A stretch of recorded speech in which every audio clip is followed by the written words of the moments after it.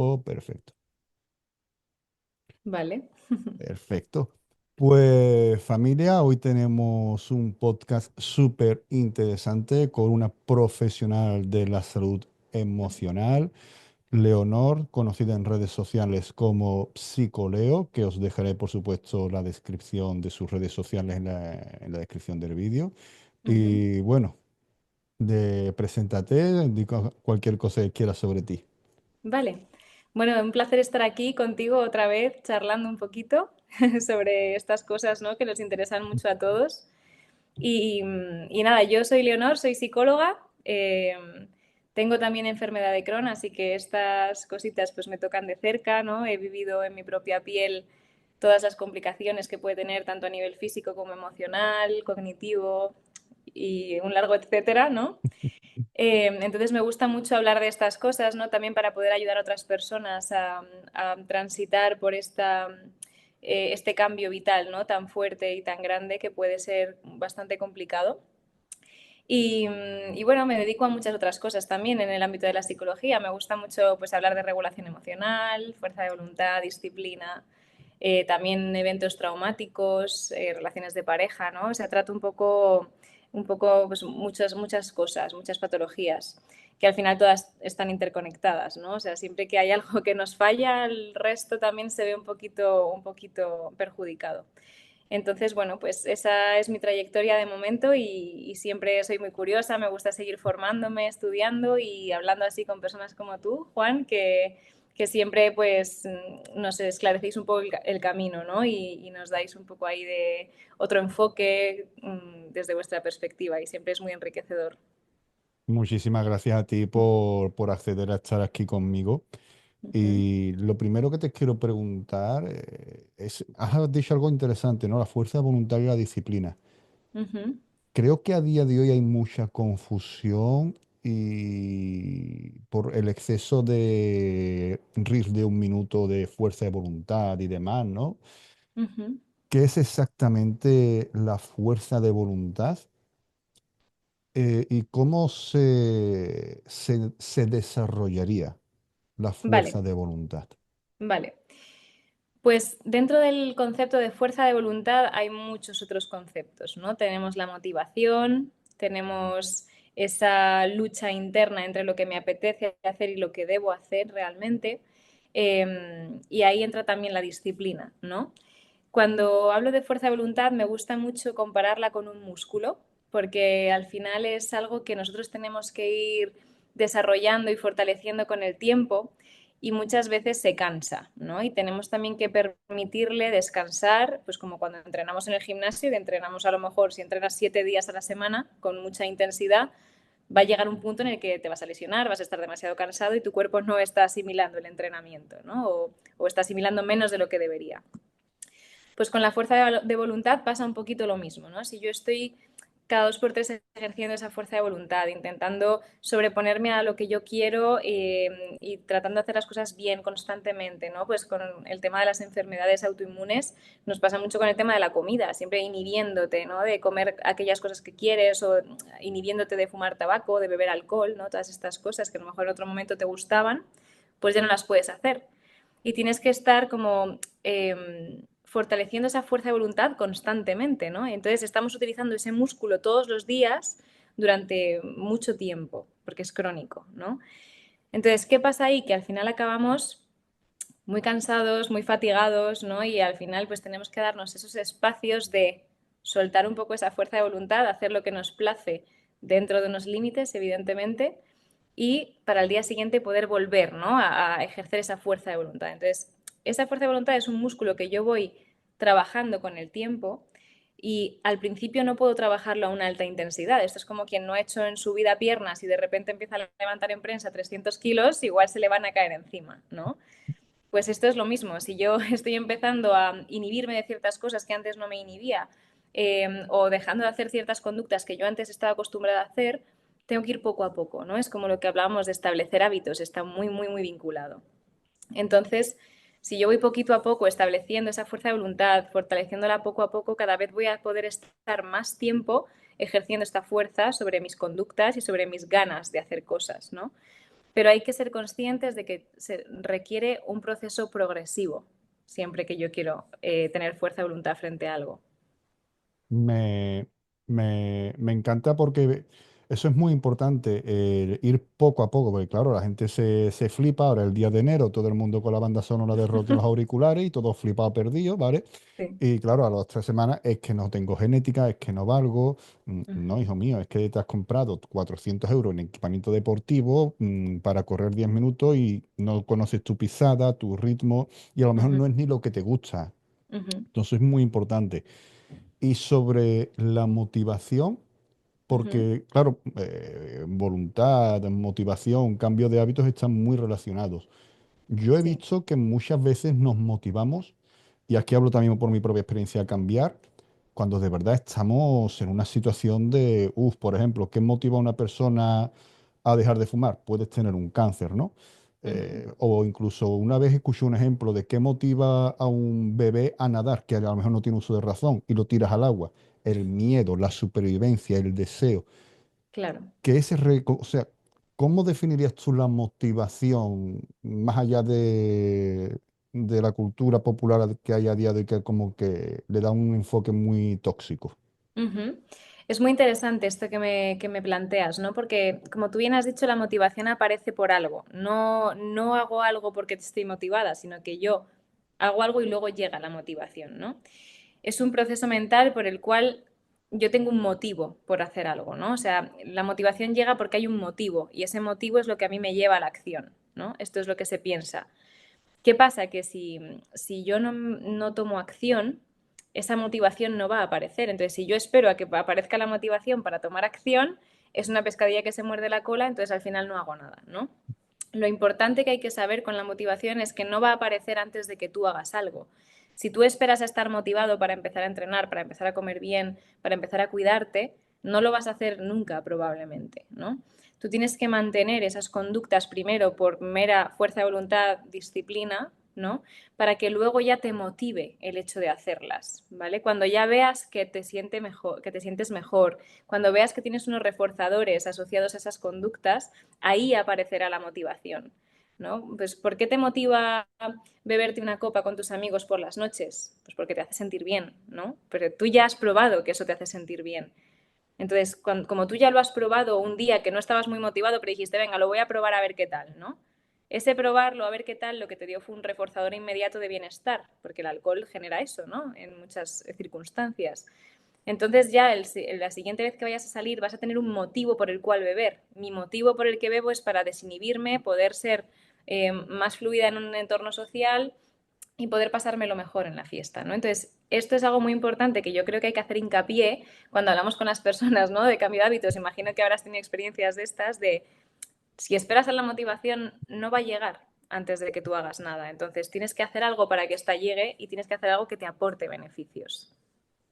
Tal cual, además, si no recuerdo mal, el cerebro recuerda lo que le excita, lo que le calma y lo que le gusta o le hace feliz. Uh -huh, Entonces, claro, esa copa de vino me hace feliz y me excita. eh, es lo que te va a motivar a repetir la conducta, la recompensa. Yo se lo digo a todo el mundo, digo, tú ve al gimnasio, haz deporte o cambia tu nutrición, que un día vas a pasar por delante del espejo, te vas a ver más redondo, te vas a ver con la tripita más plana y vas a decir, sí, esto es lo que yo quiero conservar. claro. Uh -huh, Y eso es súper importante. Vale. claro. Y la motivación es algo que está de forma intrínseca, o sea, es algo que llega sí o sí siempre, por ejemplo, aunque cuando tú haces algo que no te gusta, Uh pues -huh, claro, una copa de vino con tus amigos a todos nos gusta, ¿no? uh -huh, Pero, por ejemplo, el ir al gimnasio hipermotivados, porque hay un momento en que está la disciplina, la motivación de fin de año y después uh se -huh, hace cuesta arriba. claro. Esa caída realmente, ¿cómo se motiva una persona cuando viene esa caída, los resultados no son rápidos? Esa hostia de realidad de, Uh bueno, -huh, esto lleva un proceso, la frustración, por así decir, la claro. frustración inicial. Claro. O sea, cuando nosotros nos motivamos de repente, ¿no? El 1 de enero de decir, venga, pues voy al gimnasio porque me han dicho que esto es lo que me va a pasar, ¿no? Si yo voy al gimnasio me voy a poner fuerte, voy a estar, voy a ser más atractivo, ¿no? Lo que sea, lo que nos hayan vendido, ¿vale? Ahí la motivación aparece porque estoy anticipando un reforzador que va a suceder, ¿no? ¿Qué pasa? Que cuando llevo 2 semanas entrenando, pasándolo mal en el gimnasio, no veo ningún tipo de resultado, ¿no? Porque todavía es pronto para ver resultados. ¿Por qué? Porque la actividad del gimnasio o de yo encontrar cambios físicos es más lenta en el tiempo. Si yo no tengo un reforzador inmediato, esa motivación cada vez se va a ir viendo más mermada, ¿no? ¿Por qué? Porque voy al gimnasio, encima lo paso mal y encima no veo resultados, ¿no? ¿Qué pasa? Que ahí, como tú bien dices, nos pega una hostia de realidad y decimos, pues no voy a seguir haciendo esto si total lo único que consigo es sufrimiento, ¿no? Y malestar. Entonces, lo que debemos hacer en estos momentos, ¿no?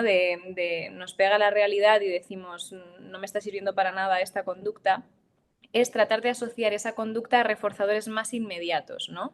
Siempre se dice que cuando yo empiezo a emitir una conducta, como puede ser ir al gimnasio, eh, convertirlo en un entorno más social o en una actividad más social puede darnos ese reforzador inmediato de la socialización, de pasármelo bien un rato con mis amigos o con gente que está en el gimnasio, ¿no? Entonces ahí encontraríamos ese reforzador inmediato que podría mantener la motivación para ir al gimnasio, por ejemplo, ¿no? O para comer bien, pasa lo mismo, ¿no? O sea, es como si yo estoy empezando a comer bien, pero no veo esos resultados a corto plazo, como en una dieta, por ejemplo, las dietas no van rápido y si yo quiero perder peso tengo que tener paciencia y continuar, ¿no? Si yo estoy haciendo una dieta, me estoy privando de cosas que sí que me gustan o me gustaban, ¿no? Y encima no veo resultados, al final voy a estar muy cansada. Entonces lo que tengo que hacer es asociarme reforzadores diferentes, más inmediatos a esas conductas de, pues si he mantenido la dieta durante 3 días seguidos sin saltármela, me voy al cine un día con mis amigos, ¿no? Me regalo algo o de repente me permito comer una cosa que no debería comer, pero me lo permito momentáneamente, ¿no? Con cuidado esto, porque siempre puede salirse un poco Ujú. de las manos, pero asociar reforzadores más inmediatos, porque el problema de que la motivación desaparezca es que los reforzadores que estoy esperando y buscando son muy a largo plazo. Entonces nos desesperamos, ¿no? Al final. Buah, esto que has dicho me flipa mucho, porque a día de hoy se ve mucho en redes sociales de ayuno de dopamina, modo monje, como si pudiéramos activar el modo avión y nos inhibimos de todo, ¿no? Tal cual. Sí, Cuando necesitamos la dopamina. Además, yo siempre lo digo, a ver, si el fin del ayuno de dopamina es conseguir algo, estás buscando la dopamina con ese ayuno de dopamina. O sea, ahí ya se cae un claro, poquito la teoría. claro. Y eso de pequeñas recompensas me parece súper potente, súper sano, súper Ujú, necesario y además que va totalmente en contra de lo que se está enseñando a día de hoy en eso. ujú, Yo veo mucho y me ha llegado mucha, recuerdo una chica que me llegó con un TCA fortísimo, con una mm, anorexia nerviosa brutal, mm, precisamente por la restricción tan salvaje a la que se sometió que me dijo, yo he llegado a llorar con la comida. claro. Eh, Al cerebro, ya no solamente en la salud emocional, ¿no? Incluso al sistema inmune, ¿cómo le Ujú. afecta mantener constantemente esa restricción tan increíblemente tóxica, negativa, que incluso se llega a culpabilizar? Ujú. Vale, a ver, esto puede perjudicar de muchas formas, ¿no? No soy neuropsicóloga, pero sí que conozco más o menos las vías, ¿no? Por las que funcionan las cosas. Cuando nosotros nos estamos privando de cosas que nos generan placer, nos estamos privando de dopamina, ¿no? Ese neurotransmisor tan conocido, tan demonizado, ¿no? Pero que es realmente necesario para que nuestro estado de ánimo se mantenga en un nivel óptimo, ¿no? Como la serotonina y las endorfinas, que son las que nos generan ese bienestar a largo plazo, la dopamina nos genera un bienestar a corto plazo, ¿no? Está en el circuito de la recompensa del cerebro. Entonces, cuando yo me estoy privando de cosas que sí que me gustan constantemente, me estoy privando de ese chute de dopamina, ¿no? Y entonces lo que puede pasar es que lo busque en otros lados, ¿no? Pues si no lo puedo encontrar en la comida, a lo mejor lo encuentro en las sustancias tóxicas. Si no lo encuentro en las sustancias tóxicas, a lo mejor lo encuentro en el teléfono. Si no lo encuentro en el teléfono, lo encuentro en las relaciones sexuales, ¿no? Entonces vamos a ir buscando siempre esa fuente de dopamina, ¿no? Que puede ser más química, más natural, pero siempre va a ser necesario en nuestra vida. Entonces, si yo me estoy privando todo el rato y no tengo esos chutes de bienestar o de placer, lo que puede ocurrir es que mi estado de ánimo se vea cada vez más mermado, ¿no? Y esto en nuestro sistema inmune se ve directamente, o sea, se ve perjudicado directamente, ¿no? Porque si yo Es como cuando estamos muy estresados durante mucho tiempo, ¿no? Imagínate que llevo en periodo de exámenes 3 semanas, ¿vale? Eso es mucho tiempo de estrés sostenido. 3 semanas súper estresada, hasta arriba, tal, y de repente a la tercera semana me relajo. ¿Y qué me suele pasar? Me pongo mala, porque mi sistema inmune ha pegado un bajón que flipas, ¿no? Tengo tanto cortisol mantenido, ¿no? Que el cortisol en realidad es antiinflamatorio, pero cuando está mantenido durante mucho tiempo se vuelve proinflamatorio, ¿no? Por eso es tan perjudicial para las enfermedades autoinmunes. Porque cuando yo estoy con el cortisol durante mucho tiempo sostenido, el cortisol es lo que se segrega cada vez que yo me privo de algo que me gusta, ¿vale? Por cierto, pero cuando yo me privo, me estreso, se segrega cortisol, ¿no? Entonces, cuando yo estoy con un nivel de cortisol muy sostenido en el tiempo, al final eso va a producir que mi sistema inmune baje y yo genere células proinflamatorias. Y eso es lo que va a hacer que yo me pueda poner enfermo. Por eso, este tipo de enfermedades suelen aparecer después de un periodo muy sostenido de estrés, ¿no? O también algunos cánceres surgen. Pues mira, es que yo llevaba 3 años trabajando 18 horas al día. Pues es normal que te hayas puesto enfermo, ¿no? Porque llevabas un ritmo de vida insostenible y tu cuerpo te tiene que parar. Entonces eso es lo que puede pasar. Tal cual, además, eso que has dicho, y claro, cuando hay mucho cortisol se acumula mucho material de desecho, hay un proceso fisiológico que se llama autofagia, que digamos es el proceso de limpieza. Para eso tenemos que estar en un estado de sistema nervioso parasimpático en el que el cuerpo puede descansar, lo puede limpiar.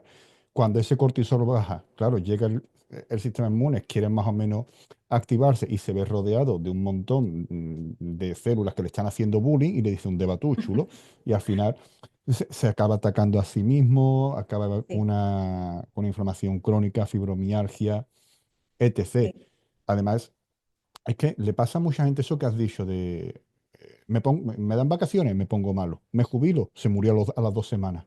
sí. Me parece muy, muy bestia. El Ujú, cortisol está muy demonizado. ¿Cuál es la función real del cortisol? Porque el cortisol es necesario. Por ejemplo, sí. yo ahora mismo, antes de que tenerte aquí en directo, yo tengo cierto grado de cortisol al tener a Ujú, un cliente, al entrenar. Entonces el ujú, cortisol es necesario. ¿Cuál es la sí. función? Sí, o sea, está claro que cada sustancia que yo tengo en mi cuerpo es necesaria, si no, no existiría, ¿no? A nivel evolutivo habría desaparecido. Entonces, el cortisol, su función adaptativa es la de permitirnos sobrevivir a las necesidades y a las exigencias del entorno, ¿no? O sea, si yo estoy preparándome para grabar un podcast aquí contigo y no tengo un mínimo de cortisol en sangre, voy a estar tan relajada que probablemente no voy a saber ni escucharte atentamente, ¿no? Pero vamos a algo un poquito más básico y un poco más primitivo. Si yo estoy cazando para poder comer, ¿no? Con mi tribu o lo que sea, y no tengo un nivel mínimo de cortisol, mi cuerpo, mi rama simpática no se va a activar lo suficiente como para que yo pueda generar esa respuesta de lucha y poder cazar para poder comer, ¿no? O si tengo un león enfrente y tengo que luchar o huir, necesito ese chute de cortisol para que mi rama simpática se active y yo pueda hacerle frente, ¿no? A esa situación. Entonces es meramente de supervivencia, ¿vale? Y también frente a los exámenes, si yo no tengo un mínimo de cortisol, no me pongo a estudiar porque no me preocupa, ¿no? Si ante una entrevista de trabajo no me sube el cortisol, no me voy a preparar la entrevista porque no me preocupa, no es algo que me active. Entonces, ese cortisol es necesario tanto para sobrevivir a las exigencias del entorno como para regular los ciclos de sueño-vigilia, ¿no? También, que está la melatonina, el cortisol. Si yo no tuviese cortisol, no me despertaría por las mañanas, ¿no? Esta es la hormona que hace que la melatonina deje de segregarse para que yo pueda despertarme, tener esos ciclos de sueño-vigilia regulados. Entonces es tremendamente importante, o sea, sin él nos moriríamos, literalmente. Tal cual, al final el cortisol lo que hace es avisarte o activarte. Al final te activa. Ujú. Y yo no puedo meterme una prensa con 400 kilos si no hay cortisol a tope. O sea, es Exacto. inviable, pero incluso, además creo que el cortisol tiene una cierta relación con lo que es la memoria, el Sí, aprendizaje, porque claro. cuando Ujú, montas en bici hay cortisol, consigues una ujú, recompensa y quieres volver a repetir ese patrón de conducta vinculado a un ujú, suceso, ¿no? ujú, Eh, sobre esto me encuentro muchas personas que desarrollan algo de miedo a salir a la calle, ¿no? El salir a la calle les genera cortisol y encontraron la seguridad, la dopamina, el placer quedándose en casa en las redes sociales. ujú. ¿Cómo una persona podría romper cambiar ese hábito, ¿no? Además, teniendo en Ujú. cuenta que en este caso vería un poquito amenazada su integridad física, porque al Claro, salir a la calle me hice popo encima o tuve un pequeño sí, susto sí. y tiene esa resistencia. Ya lo hablamos en el directo, pero Ujú, aquí si quieres puedes tomarte todo el ujú. tiempo que necesites y Vale. explayarte si lo deseas. Vale, aquí tenemos, en esta situación tenemos dos problemas, ¿no? Tenemos el cortisol, que en este caso es un problema porque no aparece en un momento adaptativo, y tenemos la dopamina, que en este caso es un problema porque está manteniendo conductas desadaptativas, ¿no? Siempre que yo recibo un refuerzo, que en este caso es la dopamina que me generan las redes sociales, yo voy a mantener esas conductas. Si yo tuviese un castigo, lo que pasaría con esas conductas es que se reducirían, ¿no? Y desaparecerían al final. Entonces, cuando es una persona que tiene miedo a salir a la calle porque ha tenido un pequeño susto, porque al final no ha podido aguantarse las ganas de ir al baño, ¿no? Porque en estas patologías suele pasar a menudo estas cosas.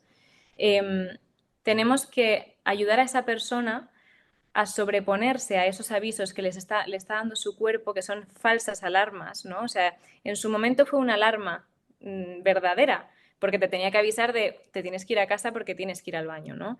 Al final no llegaste a tiempo y eso te ha generado un recuerdo bastante traumático, ¿no? Que lo que hace es que te dé mucho miedo volver a salir a la calle porque solo de imaginártelo vuelves a segregar el nivel de cortisol que segregaste en ese momento. El cerebro funciona por memoria, ¿no? Si yo he aprendido que en esta situación me ha pasado esto y lo he pasado muy mal, mi cerebro lo que va a hacer cuando yo solamente piense en hacer esta cosa es decirme, no lo hagas, ¿no? Esto va en contra de tu supervivencia, no lo hagas. Y claro, es muy difícil sobreponerse a eso cuando el estímulo ha sido tan intenso, ¿no? Porque aquí es verdad que hay un factor de vergüenza, hay un factor social muy importante, ¿no? Que está manteniendo esas conductas. Entonces, ¿qué pasa? Frente a la incomodidad y el cortisol que me genera el solo pensar en salir a la calle y que me vuelva a pasar esto, yo voy a aliviarme en redes sociales porque eso me segrega dopamina. Entonces, siempre que aparezca uno, después va a tener que aparecer el otro. Siempre que a mí me entre la ansiedad, cojo el móvil y me pongo con redes sociales, ¿no?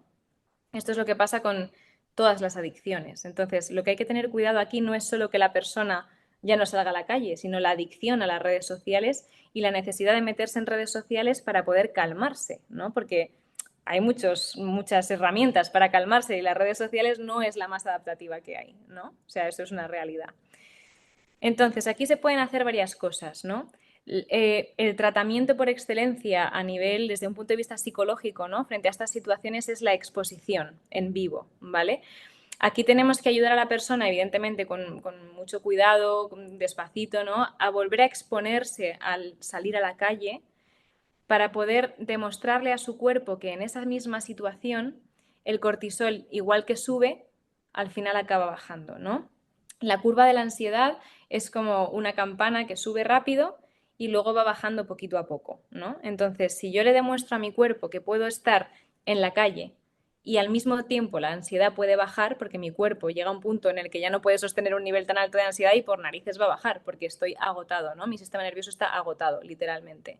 Entonces, tengo que aprender a que esa persona, tengo que enseñarle a esa persona que su ansiedad va a subir cuando salga a la calle las primeras veces, pero mantenerla en esa situación sin que escape con redes sociales, ¿no?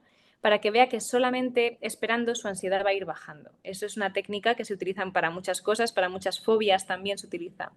Entonces, el objetivo es que pueda aprender a que esa curva de ansiedad no necesita de una red social para bajar inmediatamente, sino que necesita de mantenerse en la situación para poder bajar y al final esa persona se acabará volviendo a sentir segura en esa situación de salir a la calle, poder estar rodeada de personas sin sentir ese miedo a que le vuelva a pasar lo que le pasó aquella vez, ¿no? Y poco a poco ir retomando conductas adaptativas, demostrándole a tu cuerpo que eso era una falsa alarma al final, ¿no? Y que realmente esa alarma era desadaptativa para ti. Y poco a poco ir también retirando esas redes sociales como herramienta de regulación, porque no es una buena herramienta de regulación. Sí, además las redes sociales al final lo que te dan es una falsa sensación de seguridad. Uh -huh, Eh, si no recuerdo mal, el cerebro, lo que es la memoria, como tú has dicho, recordamos el último recuerdo, no el recuerdo inicial. Por ejemplo, uh -huh, no recuerdas cómo montaste en bici, recuerda la última vez que montaste en bici. Entonces, claro. si una persona sale a la calle Y se expone, aunque sean, bueno, 5 minutos, te sale 5 minutos, estás ahí, te haces un pequeño check corporal a ver cómo están, incluso lo anotas. La próxima Ujú, vez que te expongas va a ser posiblemente algo menos intenso ujú. porque ya vas a tener un recuerdo previo. El último recuerdo ha Sí, sido que has bajado un poquito. sí, Entonces, claro. como si estuviéramos abriendo un archivo de texto y cada vez reeditándolo poco a Ujú, poco. Y aprovecho, por supuesto, para decir a todos los que nos vean que estos no son consejos personalizados, ¿de acuerdo? Para esto, sí. escribirle a ella, ¿vale? Aquí simplemente estamos arrojando un poquito de luz. Para cosas más concretas, le escribís a ella, que es la profesional, ¿vale? Ujú, Y no hagáis caso a lo que se os dice por redes sociales. Bien, por favor. ahí está. Sí, sí, que hay cada uno Sí, por redes sociales que, uff, que sí, sí. telita. Hay que tener mucho cuidado. Sí, bastante. He apuntado aquí, porque por eso he cogido de vez en cuando el teléfono para apuntar alguna Ujú, cosita que ibas diciendo. La dopamina. Con la dopamina a día de hoy, la gente está como que hay que evitar la dopamina, porque la dopamina es la mala de la película, cuando ujú. la dopamina es lo que hace que quieras ir al gimnasio, la dopamina es yo creo que es el neurotransmisor más potente que tenemos y se quiere evitar muchas veces y evitar eso, como tú has dicho, la inhibición genera cortisol, etc. Sí, ¿Cuál es la función de la dopamina? vale. Evolutivamente, ¿no? También me gusta mucho hablar de psicología evolutiva porque somos como somos porque hay una evolución por detrás, ¿no? La dopamina está ahí para que nosotros podamos mantenernos como especie y reproducirnos. Me explico. ¿Cuál es el problema real de la dopamina? El problema real de la dopamina no es la dopamina en sí, ¿no? El problema real es cómo la conseguimos hoy en día, ¿vale? Normalmente, de forma natural, la dopamina se puede conseguir comiendo o reproduciéndose, ¿vale? Son dos actividades que son ultra importantes para nuestra supervivencia como especie. Yo puedo comer algo que me gusta y yo genero dopamina porque he comido y eso me resulta placentero, porque además lleno mi estómago, no tengo hambre, ¿no? Es como que... Entonces se segrega dopamina para que el circuito del placer se active y yo quiera volver a repetir esa conducta, para que vuelva a querer comer, ¿no? Al igual que cuando yo tengo relaciones sexuales, ¿no? Si yo tengo relaciones, segrego dopamina y evolutivamente hablando las relaciones están para reproducirse, ¿no? Entonces, también es importante que yo quiera volver a realizar esa conducta, ¿no? ¿Qué pasa? Que hoy en día la dopamina se consigue por mil y una métodos más, ¿no? Entonces ahí está el problema. El problema está en que nuestro teléfono, cada vez que nos genera un sonido o una vibración, nos segrega dopamina en el cerebro. Como, ah, mira, me ha mandado un mensaje o he recibido un like. Eso segrega dopamina porque es validación, es atención, ¿no? Todo esto me segrega dopamina. ¿Qué pasa? Que también hay otras formas de recibir dopamina como son las drogas, el alcohol, ¿no? Y este es el problema, que cuando yo emito una conducta y se segrega dopamina, yo luego quiero más de esa conducta y cada vez segrego más dopamina, pero mi cerebro cada vez pide más dopamina, ¿no? Entonces, al final es una pescadilla que se muerde la cola y genero un bucle muy desadaptativo en el cual yo necesito generar cada vez más dopamina en mi cerebro para sentir el mismo pico de placer, porque mi cerebro intenta protegerme reduciendo el número de receptores de dopamina que hay y poco a poco me va pidiendo como más número de dopamina, o sea, más picos de dopamina, pero los receptores son menos, entonces cada vez voy a recibir menos excitación, voy a recibir menos placer, ¿no? Entonces el problema no está en la dopamina como tal, sino en cómo la estamos consiguiendo hoy en día, de dónde sacamos esa dopamina hoy en día, porque ya no es solo de la comida o de las relaciones, hay muchas otras cosas más, ¿no?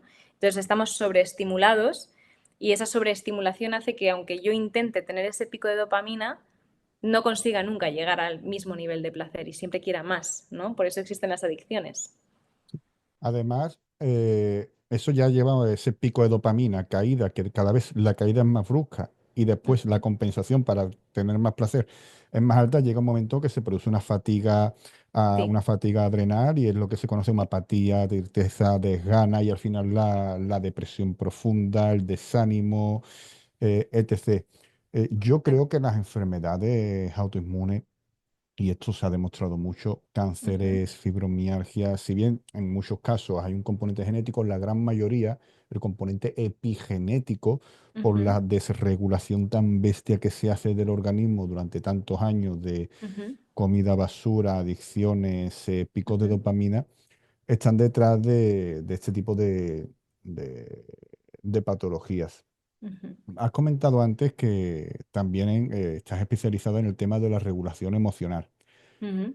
Creo que a día de hoy hay con perdón de la palabra, se ha prostituido demasiado la regulación emocional y la gente ahora dice, ¿quieres regular tus emociones? Abraza un árbol. O sea, se ha como ridiculizado un poco, ¿no? Que vale, que abrazar un Sí, árbol está bien, pero no sé, lo mismo necesitas abrazar o no abrazar o estar tiempo a solas. sí. Em, Esto es un tema evidentemente complejo, amplio y personal, pero ¿cómo crees tú que se puede regular las emociones? Así un Vale. poquito a grosso modo.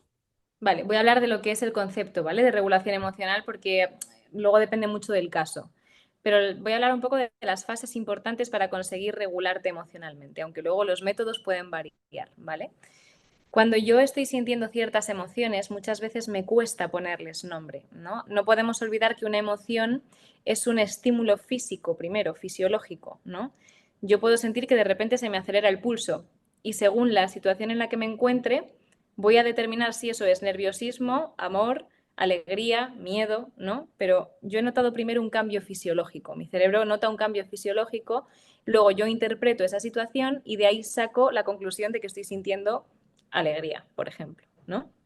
Entonces, sin ese paso previo de nomenclatura y de denominación de lo que estoy sintiendo, de qué emoción estoy sintiendo exactamente, no puedo pasar a un siguiente paso de regulación emocional, ¿no? Porque para que yo pueda entender cómo regularme, tengo que saber ponerle nombre a lo que estoy sintiendo, ¿no? No es lo mismo regularme cuando tengo miedo que regularme cuando tengo ansiedad, por ejemplo, ¿no? No es lo mismo regularme cuando estoy sorprendida a regularme cuando estoy triste. Son cosas muy distintas, pero probablemente el estímulo fisiológico sea muy parecido, ¿no? También aquí hay un factor muy importante cuando hablamos de la regulación emocional, que es que hay muchas, muchas, muchas formas de regularse muy desadaptativas, ¿no? Una de ellas es la rumiación, ¿no? El no parar de pensar. Cuando estamos tristes, lo que suele pasar es que no paramos de pensar en aquello que nos ha pasado y una ruptura de pareja, por ejemplo, pues, ¿y por qué me ha dejado? Y es que esto no es justo, tal. Eso me regula porque lo que hace es que me da la sensación de que estoy estableciendo un control en esa regulación emocional cuando realmente me está resultando más nocivo, ¿no? Entonces eso es una estrategia desadaptativa. También hay personas que se intentan regular comiendo, ¿no? Cuando tengo ansiedad, como un montón de carbohidratos. ¿Por qué? Porque segrego dopamina en el cerebro y eso me alivia momentáneamente. Luego, evidentemente, aparecerá la culpa e intentaré ya regularme como bien buenamente pueda, ¿no? Pero entonces tenemos que ver cuáles son las herramientas que sí me regulan de verdad, ¿no? Que muchas veces pues, se puede usar la respiración diafragmática, la relajación corporal, ¿no? Todas estas cosas nos ayudan a reducir ese nivel de activación corporal para poder regular esa emoción que yo estoy sintiendo. Pero algo que se utiliza mucho en regulación emocional es el cómo interpreto lo que me está pasando, ¿no? No es esta frase muy típica, ¿no? Que ahora se dice de no es lo que te pasa, sino cómo interpretas lo que te pasa, ¿no? Esto es regulación emocional en todo su esplendor, ¿vale? Porque si yo estoy viviendo una situación complicada, pero la interpreto de una forma en la cual yo promuevo ya esos estados de calma, esos estados de bienestar o de sostén emocional, mi regulación va a ser mucho más sencilla, ¿no? Entonces, también establecer estos procesos de reestructuración cognitiva, ¿no? De esa reestructuración a la hora de interpretar lo que me pasa, me va a ayudar mucho posteriormente a poder relajarme o poder regularme de otra manera. Y algo muy importante también con la regulación emocional es aprender a determinar qué mensaje me está mandando mi emoción, ¿no? ¿Puedo tomar acción con esto que me está diciendo mi emoción o no debo tomar acción, ¿no? La culpa, por ejemplo, viene a decirme que estoy haciendo algo mal y que tengo que responsabilizarme de mis actos, ¿no? A lo mejor el enfado me está diciendo que hay una injusticia o me están atacando y me tengo que defender. ¿Qué pasa? Que muchas veces en la regulación emocional aparecen falsas alarmas, como hablábamos antes, ¿no? A veces el cortisol aparece y no debe aparecer. Entonces, eso es lo que nosotros tenemos que aprender a determinar, ¿no? De, ¿esto es una alarma de verdad? ¿Tengo que actuar? ¿No tengo que actuar? Si no tengo que actuar, tengo que regularme de alguna forma. Si tengo que actuar, al actuar me voy a regular automáticamente, ¿no? Entonces, determinar qué estoy sintiendo, por qué lo estoy sintiendo, si es una falsa alarma o no y cómo me regulo, ¿no? Es como una escalera que hay que ir transitando para poder hacerlo. Buah, brutal, me encanta. Hace poco estaba con un amigo que es terapeuta y tal, Ujú. ¿vale? Se dedica al tema de la neurociencia y estuvimos hablando sobre lo que es la propiocepción y la interocepción, Sí. que para quien no lo sepa son otros dos sentidos. Tenemos realmente 7 sentidos demostrados por la ciencia y Mm. estos dos sentidos son los que darían, valga la redundancia, sentido a los otros 5, ¿no? Exacto. Eh, y tal como tú lo has explicado, sería básicamente tener una conciencia de qué es lo que está sintiendo mi cuerpo, por qué me estoy poniendo tenso, por qué tengo cara de Rottweiler, por qué me estoy enfadando. Sí. Si es que, por ejemplo, mi pareja simplemente me está diciendo que no puede seguir la relación o yo interpreto que me está haciendo daño y me está faltando al respeto y tal. Ujú. ¿Cómo afectaría entonces estos dos sentidos, la interocepción y la propiocepción, a la regulación, ya no emocional, ¿no? Sino a la regulación de una persona, la regulación del organismo a nivel de mantener la calma Ujú. y tal? Vale, o sea, yo creo que estos dos sentidos hay que entrenarlos también, ¿no? Así como, por ejemplo, el gusto y el olfato también se puede entrenar, ¿no? Muchas veces, por ejemplo, los catadores de vino tienen un sentido del gusto mucho más fino, ¿no? Que las personas que no catamos vino o que no tenemos como esa facilidad para determinar estos sabores, ¿no? Pues con la interocepción y la propiocepción pasa un poco lo mismo. Si yo no soy muy consciente de cómo me estoy sintiendo, de dónde estoy en el espacio, ¿no? Pues cuánto espacio ocupa mi cuerpo o qué está ocurriendo dentro de mi cuerpo realmente. Me va a resultar mucho más complicado el determinar qué estoy sintiendo, qué emociones siento, por qué las siento, ¿no? Cómo me puedo regular, qué es lo que me ayuda y qué es lo que no. O sea, si yo no tengo una interocepción bien desarrollada, me va a costar mucho saber cuándo estoy regulada y cuándo no, ¿no? O me va a costar mucho saber cuándo estoy nerviosa, cuándo no estoy nerviosa, ¿no? Hay gente que ni siquiera se da cuenta cuando se está poniendo nerviosa, ¿no? Y muchas veces yo con los pacientes que vienen y me vienen todos acelerados, les digo, vamos a respirar un momento, ¿no? Y me dicen, ¿y por qué tengo que respirar si yo estoy muy tranquila, ¿no? Y es como, vale, ahora cuando acabemos la sesión me dices si estás más tranquila o menos, ¿no? Y siempre se dan cuenta de, uff, venía súper acelerada y no me había dado cuenta. Eso es porque tiene una interocepción muy pobre y no la han desarrollado todavía, ¿no? Entonces, hacer estos ejercicios de, vamos a hacer un poco de introspección, ¿no? A ver cómo nos estamos encontrando, cómo está mi organismo, mi intestino está bien, está mal, ¿no?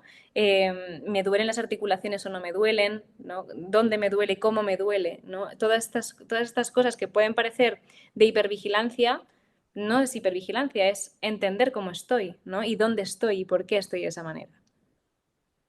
Tal cual, es muy potente y a mí me pasa muchas veces que hay veces como que normalizo estar nervioso y estar nervioso no es normal, ¿vale? Que tú seas un poquito más inquieto y tal, pero nerviosismo es una Ujú. reacción por algo, algo te está provocando eso. Total. Y lo he apuntado aquí también. El tema de las etiquetas, que Ujú. me parece muy interesante porque siempre nos identificamos con soy el novio de, soy el Ujú. trabajador de, soy el enfermo de.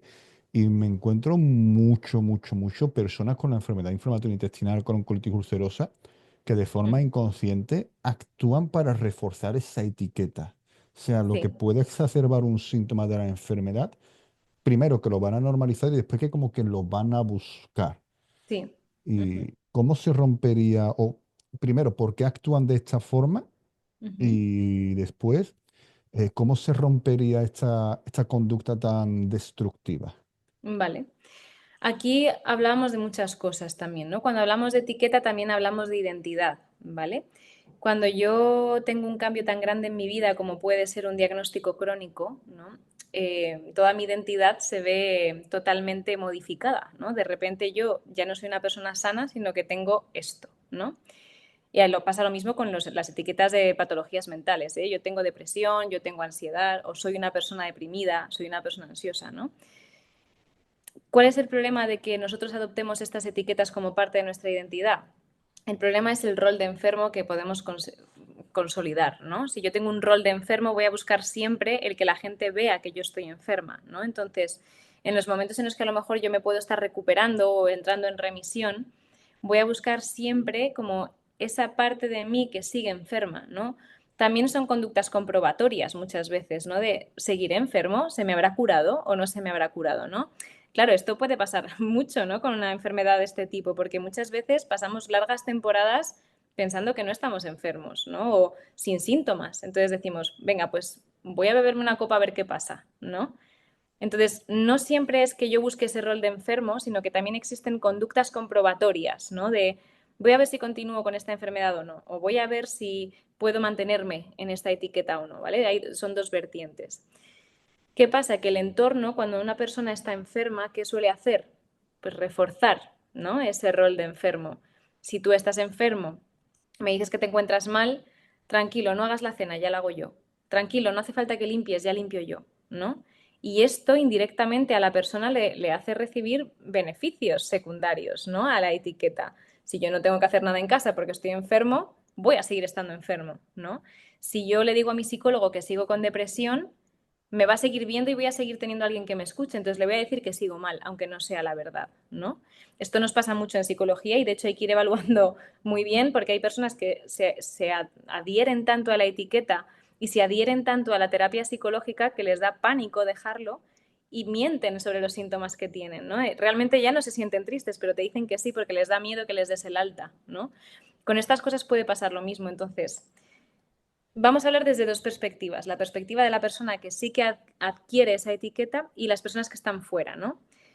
Si eres una persona que está cuidando de una persona enferma o recién diagnosticada o que lleva diagnosticada un tiempo, tienes que tener cuidado con cómo refuerzas esas conductas asociadas a la etiqueta de enfermo, ¿no? Si tu persona está enferma y te dice que está muy cansada un día, pues bueno, es un día, no pasa nada, ¿no? Ese día podemos ayudarla, cuidarla.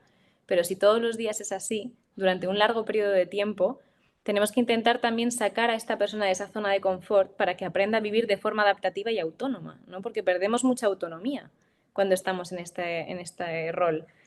Y si eres una persona que tú, que has adquirido esta etiqueta, tienes también que aprender a salir de esta zona, ¿no? Que puede ser de confort, aunque nos parezca mentira, pero encontrarme mal es una zona de confort también, ¿no? ¿Por qué? Porque es a lo que yo me he acostumbrado, es a lo que yo me he adherido para que mi identidad no se vea tan dañada y poder conformar una nueva identidad alrededor de esta etiqueta, porque no he sabido hacerlo de otra manera, ¿no? Mm. Entonces, aquí hay varios conceptos muy interesantes.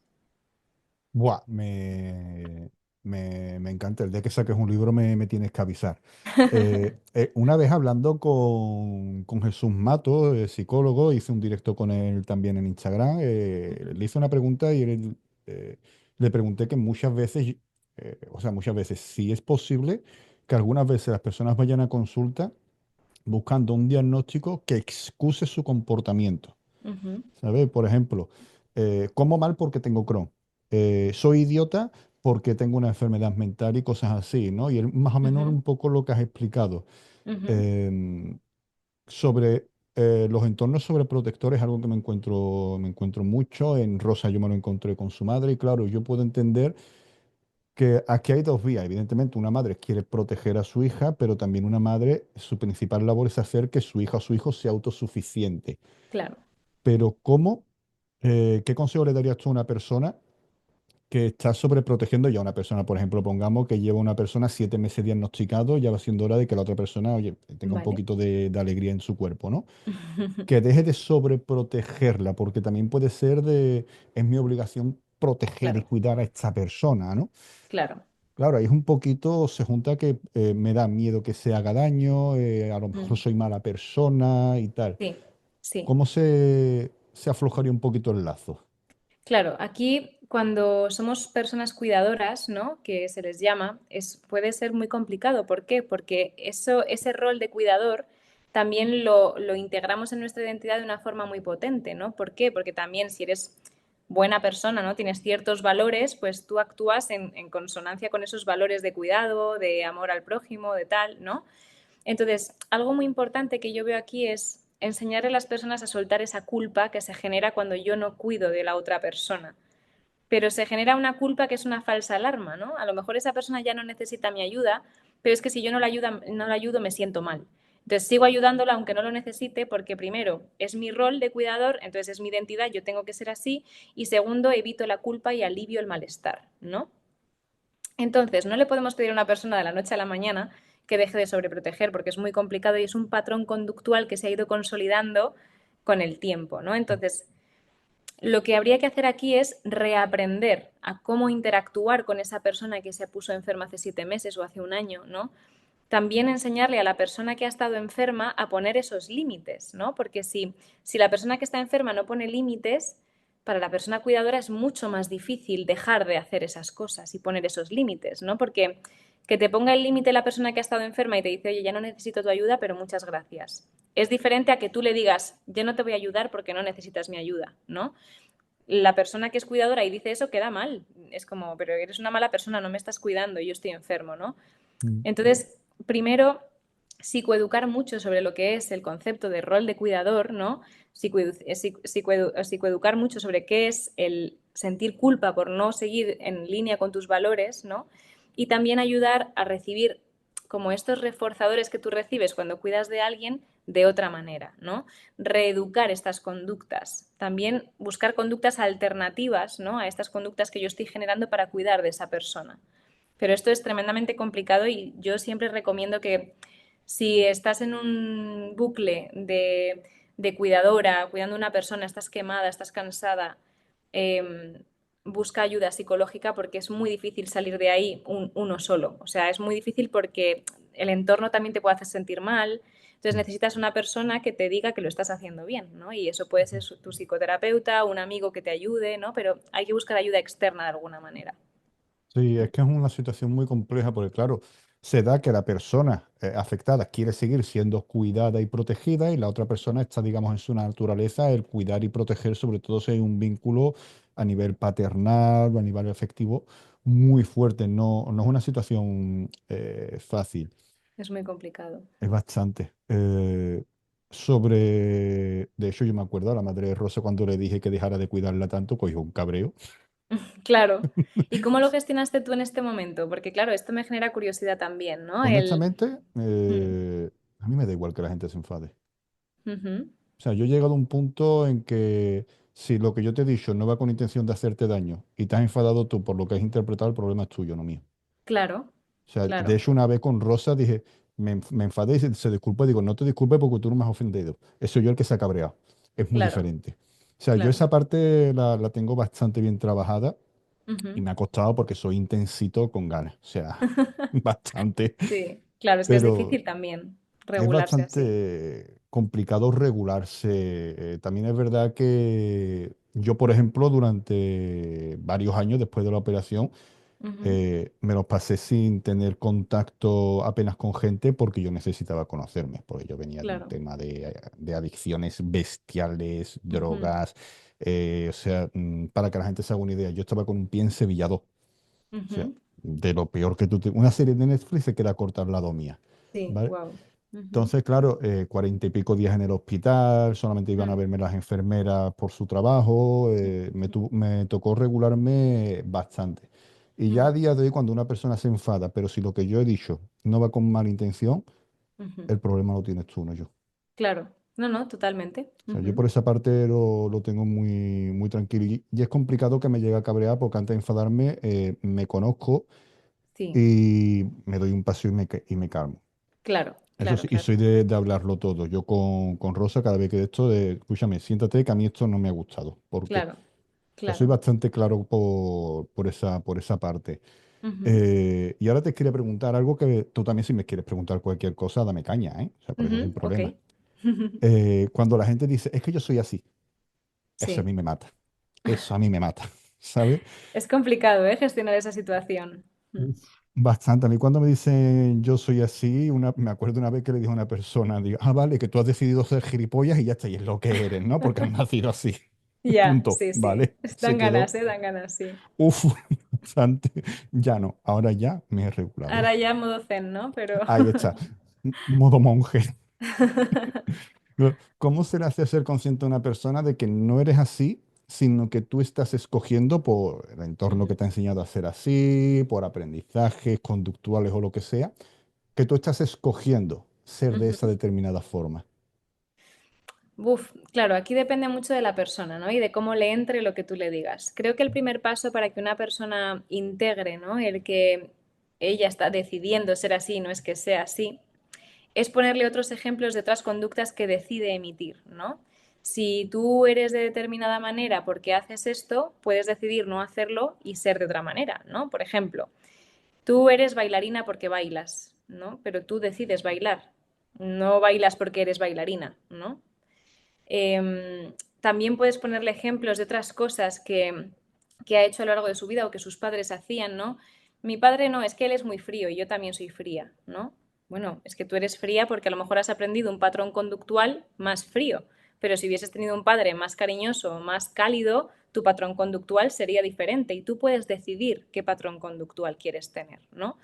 Aquí hablo también mucho de fusión de pensamiento, ¿no? Cuando yo estoy fusionado con mi pensamiento es el que manda. Si yo pienso que yo soy impulsiva y que por eso no puedo hacer dieta, ¿no? Yo estoy fusionada con el pensamiento de eres impulsiva. Pero es que yo puedo defusionarme de ese pensamiento, observarlo desde una perspectiva más saludable y estar en un punto de elección. ¿Qué quiero ser, impulsiva o quiero cuidarme bien? ¿No? Y ahí tú puedes decidir, pero si no existe esa defusión cognitiva, va a ser muy complicado que tú puedas tomar acciones que te lleven hacia tu objetivo, ¿no? Si yo me fusiono con mi pensamiento, voy a ir hacia atrás, ¿no? De mi objetivo, voy a retroceder. Pero si yo me defusiono y consigo tomar control y tomar ese punto de elección, voy a conseguir realizar conductas, emitir conductas hacia adelante, ¿no? Que hacia mi meta, hacia mi objetivo.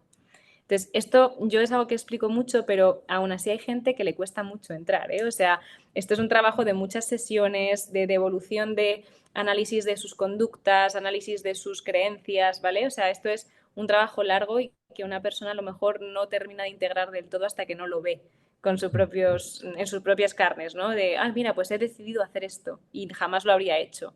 Ahí es donde realmente se dan cuenta, pero hasta que llega ese momento puede pasar tiempo.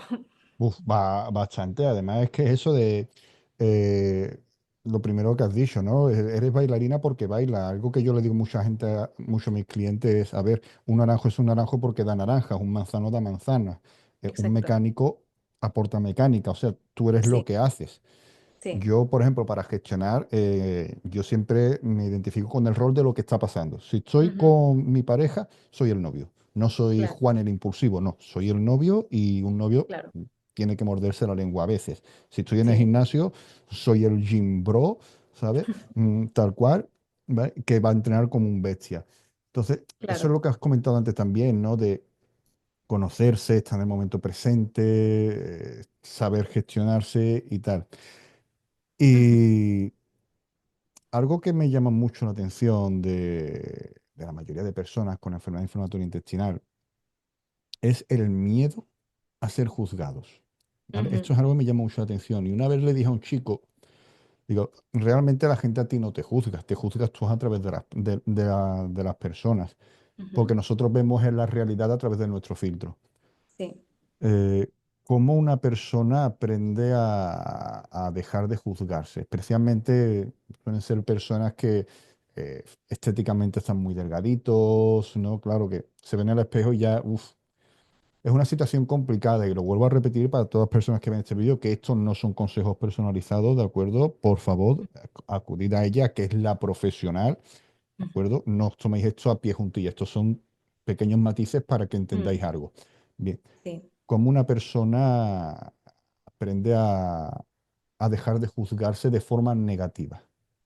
Vale, esto es complicado también, ¿no? Y como tú bien dices, cada caso es un mundo y en este caso en concreto aún más, ¿no? Porque aquí estamos hablando de autoestima, estamos hablando de autoconcepto, ¿no? Que el autoconcepto es lo que yo pienso de mí mismo. No, no es si yo me quiero o no, sino qué pienso yo de mí mismo, ¿no? De forma concreta. Y el autoestima es cuánta estima me tengo, ¿no? Me tengo más estima, me tengo menos estima.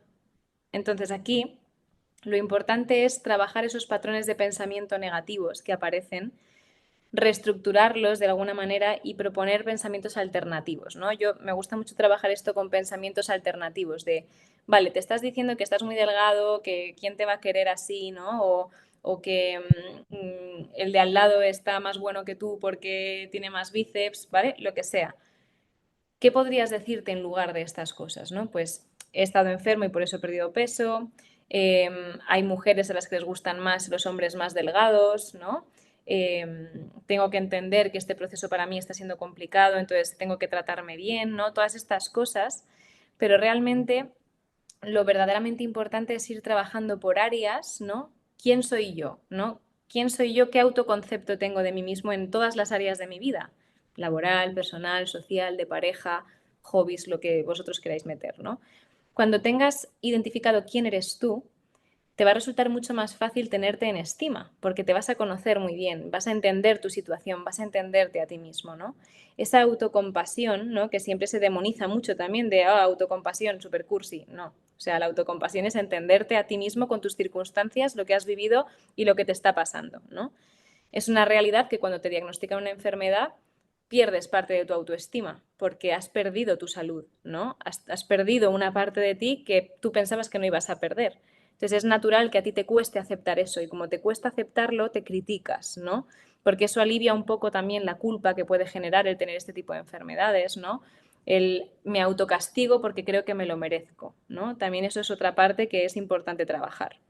Entonces yo aquí siempre hago el hincapié en identifica esos pensamientos y ese habla interna que tú tienes para que lo podamos cambiar. Y cuando aparece también, porque no estamos todo el día hablándonos mal la mayor parte del tiempo, sino que hay ciertos estímulos que me disparan esas verbalizaciones negativas, ¿no?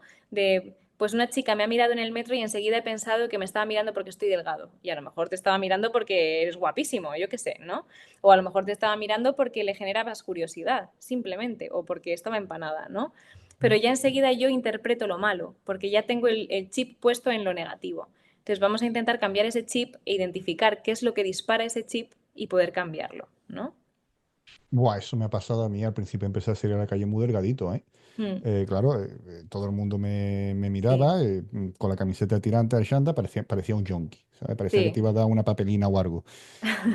Y es complicado bastante hasta que ya llega un momento que empiezas a desarrollar un poquito la piel gruesa y demás. Incluso a día de hoy sí. se lo digo a la gente, digo, a día de hoy a mí me siguen Mm, mirando muchísimo porque yo llego al gimnasio, a lo mejor me levanto la camiseta o lo que sea para verme el abdomen y ves a un tío de 92 kilos, rajado de arriba abajo, con una bolsa, claro, quieras o no, llama la atención.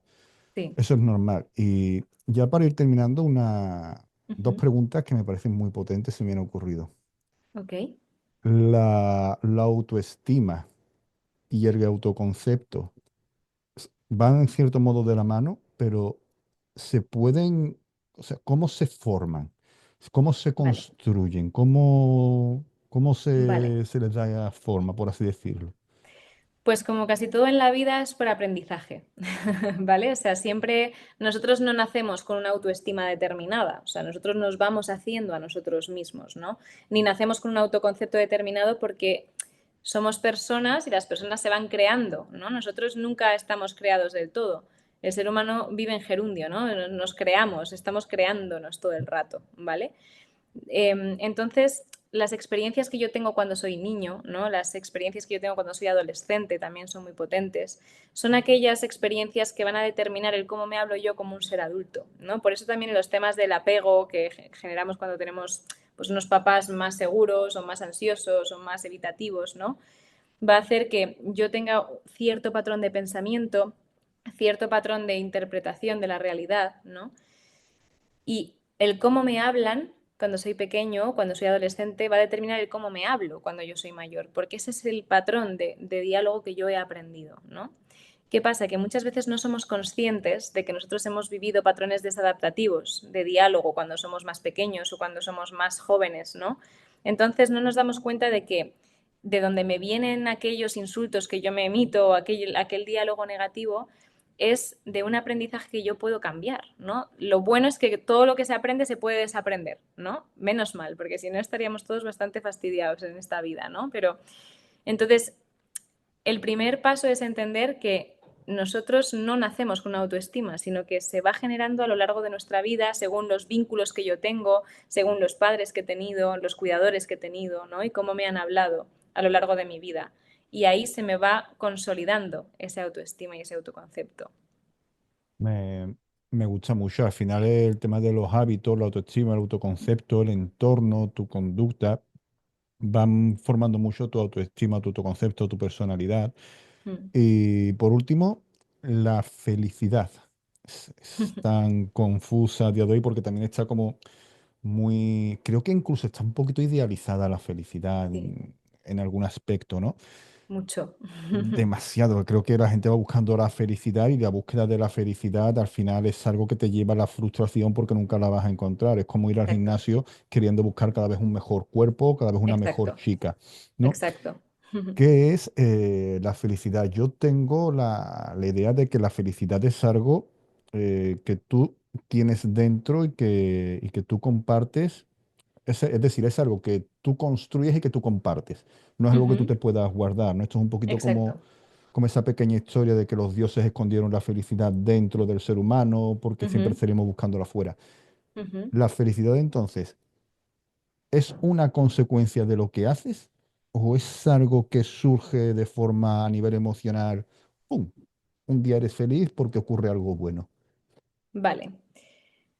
El concepto de felicidad es tremendamente complicado. Entonces, Bastante.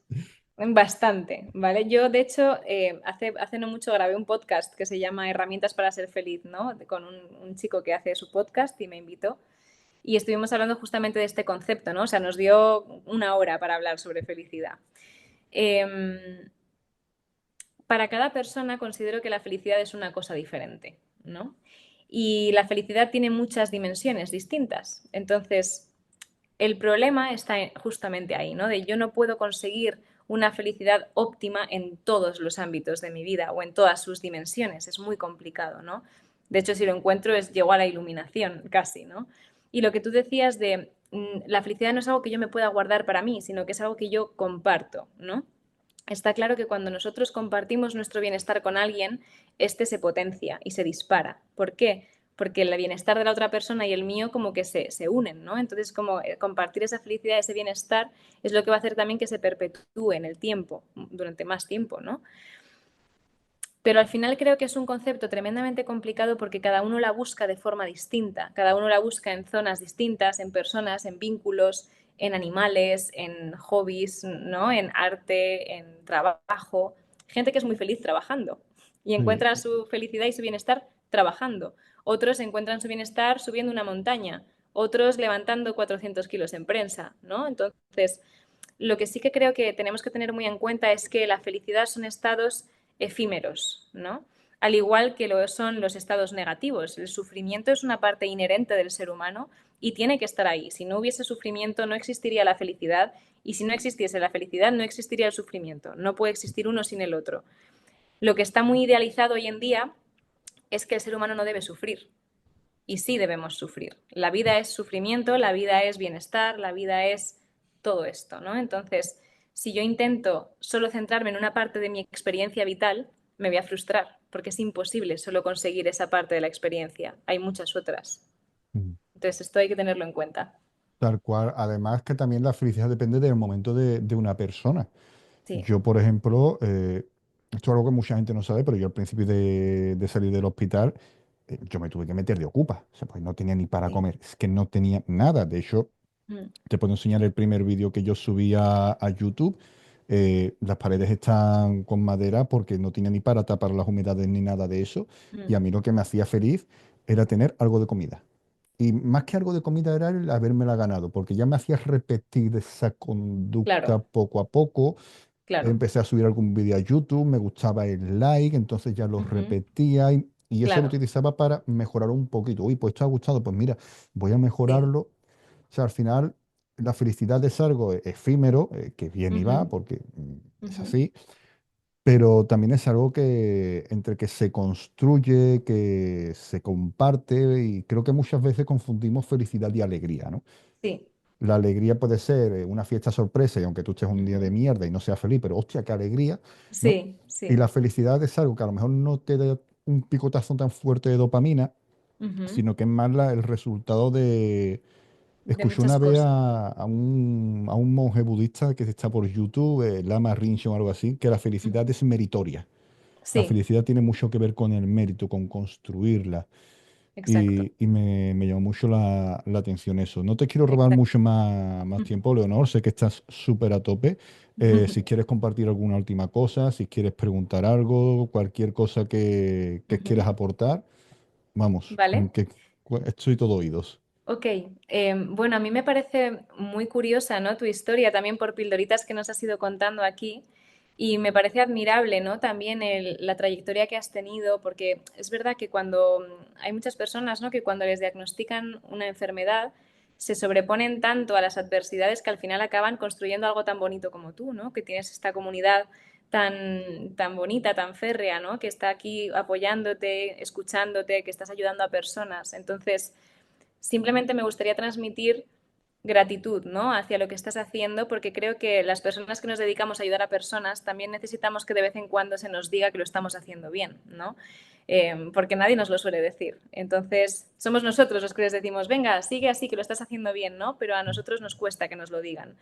Entonces, bueno, simplemente transmitirte esta gratitud hacia tu proyecto tan bonito, ¿no? Y estos años de aprendizaje que estás compartiendo con nosotros.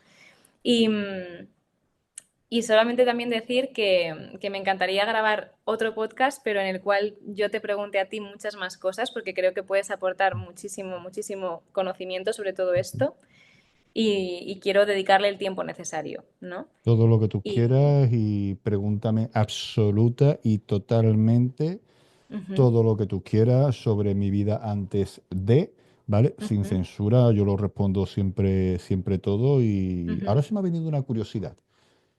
Una vez me preguntaron qué es lo que me hizo empezar a hacer sentadillas en la cama y yo le dije el ego. O sea, mi ego, mi prepotencia, mi sí, soberbia, mi chulería ujú, de yo voy a estar a la altura de mi propio ego. Ya para terminar. ¿El ujú, ego es malo? Porque claro, hay como que el ego es malo, el ego es el enemigo, ¿no? Este gran libro sí, de Ryan Holiday. Sin embargo, a mí lo que me hizo recuperarme es por mis santos huevos que yo me recupero, con perdón de sí, la palabra. sí, sí, sí. Es el Total. ego. Depende de la situación, ¿no? O sea, en psicología se usa muchísimo la palabra depende y es que creo que la vida es un gran depende. Es verdad que no todo, ¿vale? O sea, hay cosas que no dependen de nada, sino que son así porque sí. Pero el ego es malo. Según Para ti no cómo fue se use malo. también, ¿no? El coche te puede llevar y si lo coge un loco puede matar a alguien. Exacto. Para ti el ego no fue malo. Para otra persona probablemente puede serlo, Mm, ¿no? Pero depende de cómo lo canalicemos, ¿no? Hacia dónde lo llevemos. Es como lo que te estaba diciendo. Si has tenido tantas adversidades y al final las canalizas hacia algo positivo, esas adversidades realmente te han hecho ser quien eres hoy en día. Entonces no han sido malas. mm, Lo has pasado mal, sí, pero no han sido malas. Te han creado a ti, ¿no? Han mm. hecho lo que tú eres hoy en día. Y con el ego pasa un poco lo mismo. Si tú lo canalizas bien, es algo positivo, pero hay que aprender a canalizarlo de alguna manera. Sí, al final es evitar que se apodere un poquito de ti, ¿no? Eso sí me costó un poquito gestionarlo y tal, pero eso ya cuando quiera grabamos y te comento un poquito más sobre eso y agradecerte yo a Perfecto. ti tiempo que me has dedicado por una segunda vez, todo Ujú, lo que has aportado incluso a mí. O sea, ujú. me encanta cómo transmites lo que divulgas. Gracias. O sea, de verdad me gusta mucho. Además, me llama mucho la atención lo bien que te expresas. Yo valoro Ujú, mucho a una persona que se sabe expresar, ujú. que siente pasión por lo que hace. Y de verdad, muchísimas, muchísimas gracias por este ratito, que además también he apuntado alguna cosita para reflexionar yo tranquilamente. Genial. Me alegro Y, mucho. y cuando quieras grabar conmigo, a tu absoluta disposición. Cualquier Fantástico. persona que quiera seguirte, dejaré las redes sociales para que te puedan seguir. Ujú. Perfecto. Y, y por supuesto, Muchísimas gracias. te lo vuelvo a decir, te mandaré un ejemplar firmado del libro, Sí, ¿vale? qué bien, qué ganas de leerlo. Muy Buah, bien. a ver si me lo manda ya la editorial porque tardé 2 semanas en escribirlo, en terminar de escribirlo. Terminé con los dedos morados. Wow, no me extraña. Qué So- barbaridad. Pues seguro soy que bastante intensito, es un pozo bastante. de sabiduría, seguro. Tengo muchas ganas de leerlo, de verdad. La Sí, verdad sí, que qué creo bien. que va a gustar mucho, así que ya te Seguro. mandaré uno. Y nada, agradecerte una vez más, agradecer a las personas que nos vayan a Ujú. ver su tiempo y que cualquier persona que quiera contactarte, que tienen abajo tus redes sociales. Fantástico. Pues muchísimas gracias y ha sido todo un placer. Nos volveremos a ver. Perfecto.